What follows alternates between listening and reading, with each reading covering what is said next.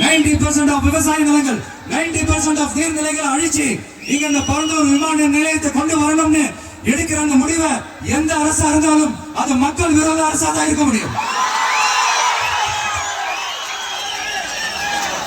இப்ப சமீபத்தில் நம்ம அரிட்டாப்பட்டி பகுதியில அந்த டங்ஸ்டன் சுரங்கம் அமைக்கிறது எதிர்த்து தமிழ்நாடு அரசு ஒரு தீர்மானம் ஒன்று கொண்டு வந்தாங்க. அதை நான் மனப்பூர்வமாக வரவேற்கிறேன். ஆனா அதே நிலைப்பாட்டை தானே இங்க நம்ம பரந்தூர் பிரச்சனையில எடுக்கணும்.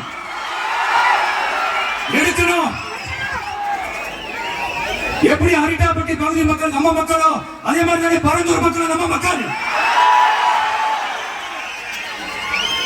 அப்படித்தானே ஒரு அரசாங்கம் யோசிக்கணும். ஆனா அப்படி செய்யலையே. ஏன் செய்யல? ஏன்னா இந்த விமான நிலையத்தையும் தாண்டி இந்த திட்டத்தில் அவங்களுக்கு ஏதோ ஒரு லாபம் இருக்குது.